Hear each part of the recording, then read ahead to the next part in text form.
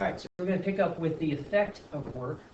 And the effect that work has is to change the kinetic energy. When you take all the forces and add them together to get your net force, multiply that by the distance traveled, you get the net work, and that equals the change in the object's kinetic energy, or 1/2 mv final squared minus 1/2 mv initial squared. In other words, if I put 80 joules worth of work into an object, no matter how I do that, then that object is going to gain 80 joules worth of kinetic energy.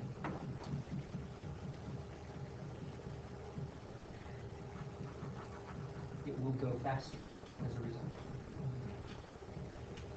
So that's been our story so far. Let's talk now about potential energy, which is our story for today.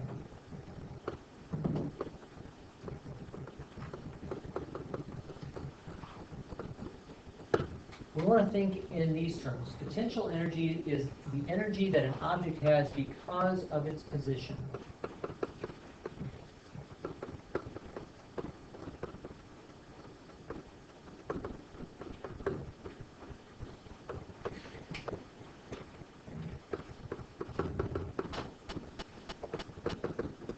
I'll give you two quick examples.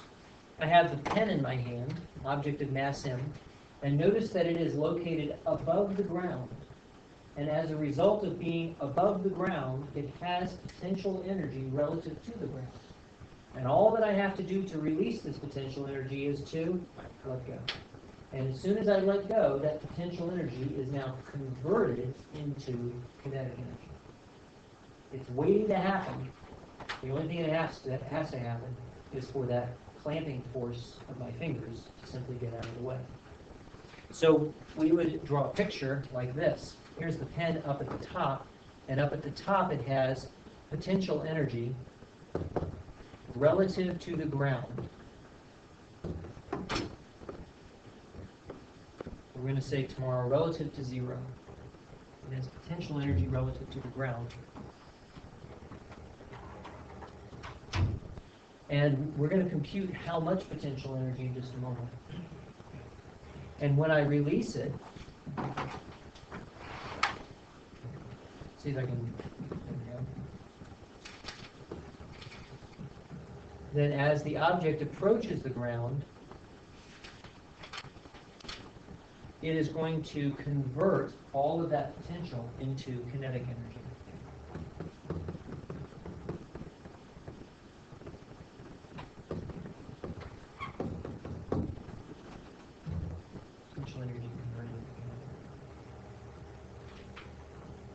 So that's what I mean when I say that potential energy is energy that an object has because of its position. Here's another example. At the chemical level, if I have a sodium ion and I have a chloride ion, and these two are in the gas phase, maybe they're evaporated because I held some salt water over a Bunsen burner, and that evaporation of the salt water gets some sodium and chloride ions out into the atmosphere, right? Those sodium and chloride ions are attracted to one another because opposite charges attract. And because they are separated from one another, they now have potential energy relative to each other. So what's going to happen? Well, if they can cool down enough, then they're going to rush towards one another. Where have you been all my life? And they're going to convert that potential energy into kinetic energy. Now, when they slam into each other, they're going to do something else. They're going to convert that kinetic energy into photons, or light energy. And we see that as a flame test. Wait, What's that? what's a flame test? A flame test is how you test for the presence of various ions by putting the solution into the flame, looking for colors. And technically what's happening is you have electrons that are going from higher energy levels down to lower energy levels. The way they get to those high energy levels is by being slammed into by other atoms. And the change in photons change color in the flame. The photons give off light. Yeah, in fact, fluorescent tubes work on the same principle. The mercury atoms in the in the fluorescent tube have electrons that jump up and down energy levels as they have a voltage applied across them. And they're white. What's that? And they're white. The photons are well, they're a mix of colors, right? We did that with banana. Oh, did you? It actually worked. Was it purple? It was like a pinkish. Cool. They're Mercury. Yeah, there's mercury in the fluorescent bulbs. What if they all decide to crack?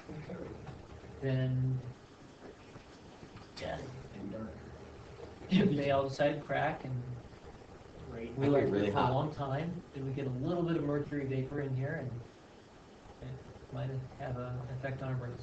Yep. How do you die from it? I'm confused about this test. It changes color. Flame test. You take a solution that has different ions, you stick it in the Bunsen burner, and it changes the color of the flame. Can you do that? Use the chemistry to do that. You take AP chemistry, you should do it. Okay. Oh. All of that takes us really far afield. Our basic point is that potential energy is converted into kinetic energy when the object is released. Okay. Now the next question is, how much potential energy are we talking about? So we're going to get a formula here. We're going to say that the change in the potential energy for an object is equal to the opposite for a particular force is going to be the opposite of the work done by that force. Or another way of putting it is the work done against that force.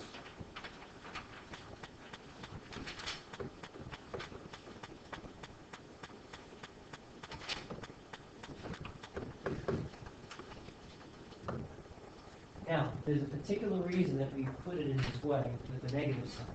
And I think gravity is a great way of seeing it.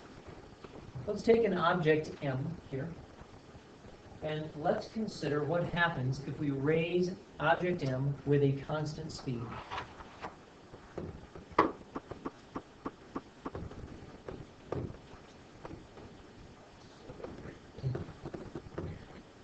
With a constant speed to a height of h. Here I realize when you write, you forget particles.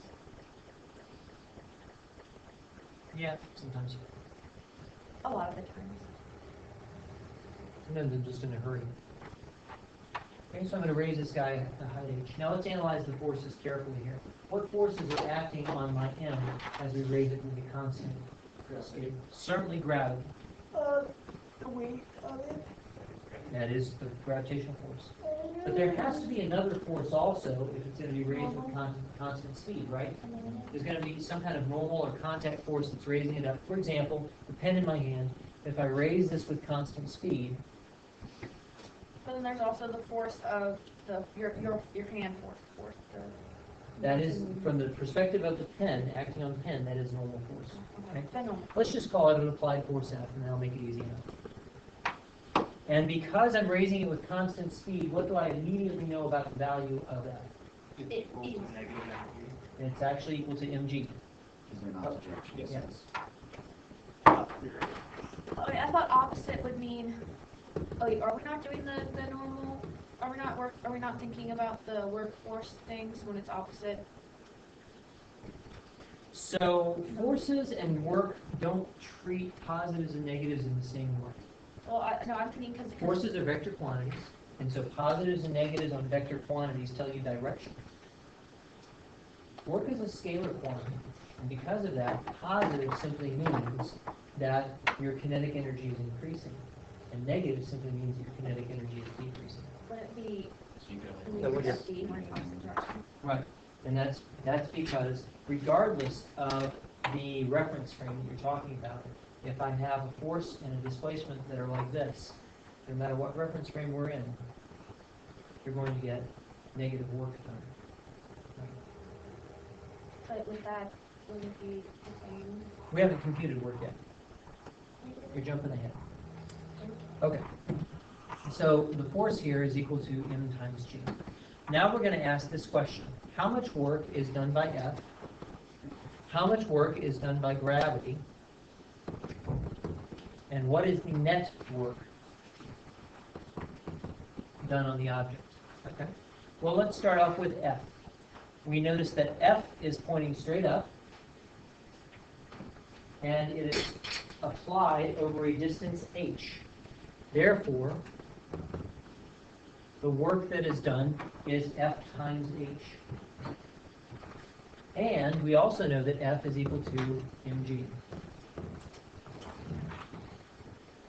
So it would be the same, the opposite for the work for MG. That's right. The work done by gravity is going to be mgh times the cosine of negative 180 degrees, which is -1. So that gravity is taking away energy as quickly as F is adding it, which is why the object does not speed up or slow down. Does that make sense? Okay.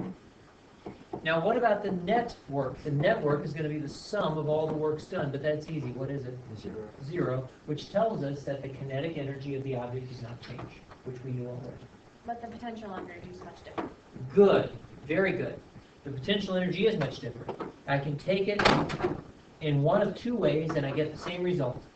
If I look at it from the perspective of F, the work done by F is the work done against the force of gravity, right? And therefore, the change in potential energy, when computed in that way, is equal to mg times h. Or, if I take it as the opposite of the work done by gravity, then the change in potential energy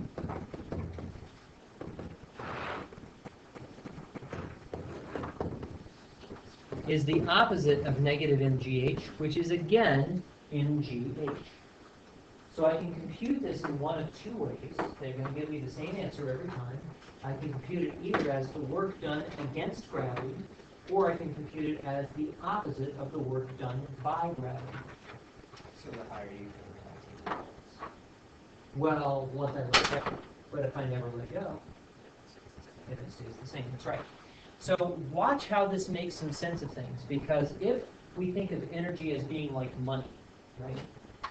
Then what I did was I spent mgh worth of energy to get the pen up here. Once I reach the top, the pen's kinetic energy hasn't changed. It's still at the same speed it was before. I was ripped off. I wasted all that energy just moving it. Wait, I didn't. I stored it up in my potential energy building. And all I have to do to release it is to let go. And gravity does the work for me. You see it? That's how potential energy works. It's like money in the bank. It's like energy in the bank. And we're all doing this from a reference frame of the floor. We're all doing this from the reference frame of the floor. Yeah, that's very good. Or a table. Or a table. That's right. And we'll actually talk about reference frames and potential energy relative to zero tomorrow. Because if it were from the perspective of the pen, when it was at this height, would it still be 0? Yes, and then if I let go, its potential energy would now become negative relative to zero. So you can fall through the floor if the floor doesn't hold. Well, it's not the floor. It's like, Well, but you said this was zero. well, 0's on the pen. Right. So like a moving reference frame? A moving reference frame not going to be very helpful for us with potential energy. You can do it, but computations are... You have to be very careful to make sure the computations come out right. So bottom line is there's always going to be a height. There's going to be some kind of a height. That's exactly right. Now what I want to consider are the changes in potential energy for two common types of forces, and we've already encountered one of them, and that's gravity. So let's get actual formulas for the change in potential energy for gravity.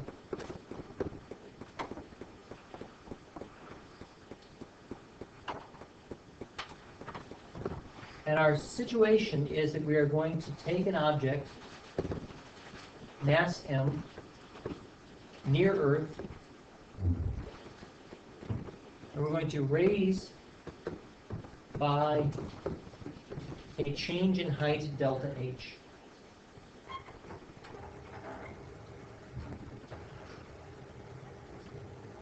You have a pass, young man. Okay. And so,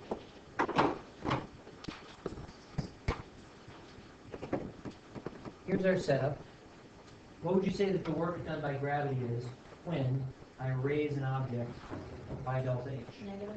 Negative. Negative. Delta H. Negative. G.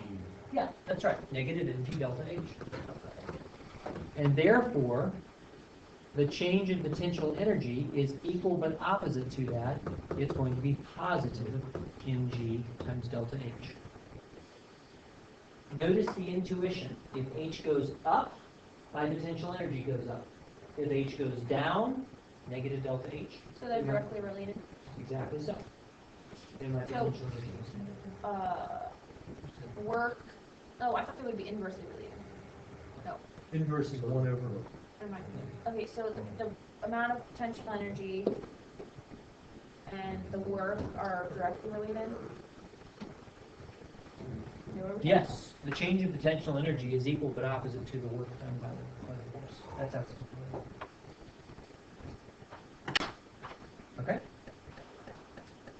I say we're done. Now, what about the other common type of force that we're going to encounter is a spring force.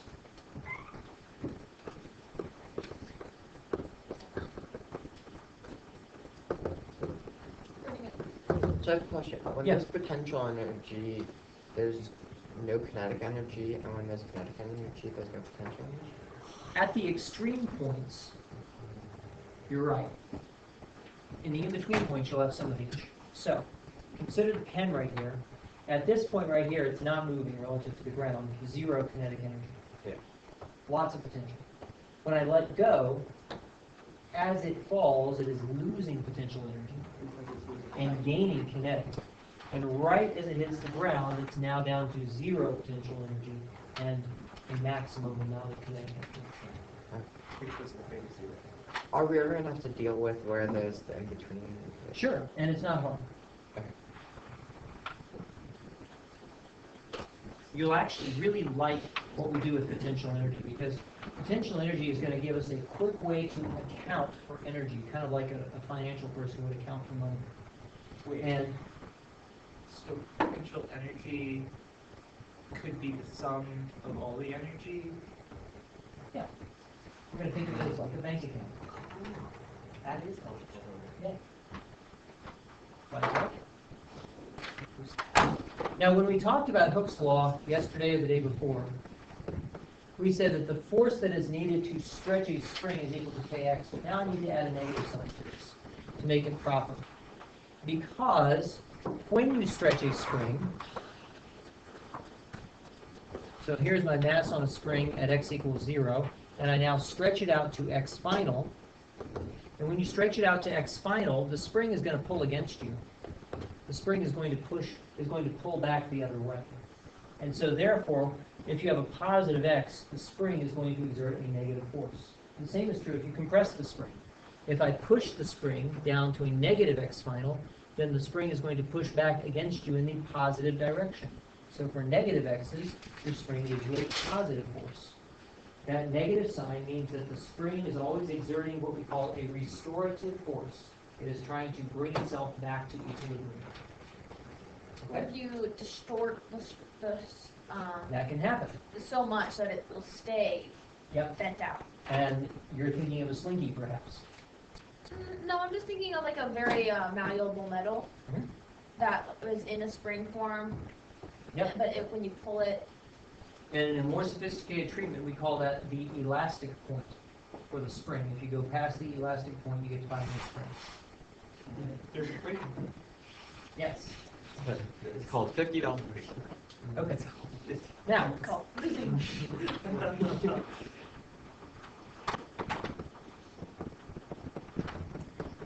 we want to consider the work done by the spring as we take it from the equilibrium point x equals 0 all the way out to a final x xf. And we did this computation before.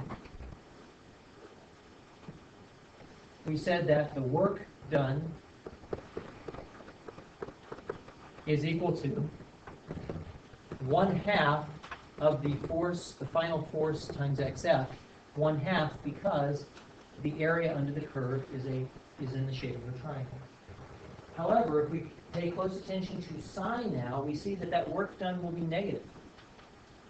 And the reason that work done will be negative is that the spring is pulling this way as we are moving out that way.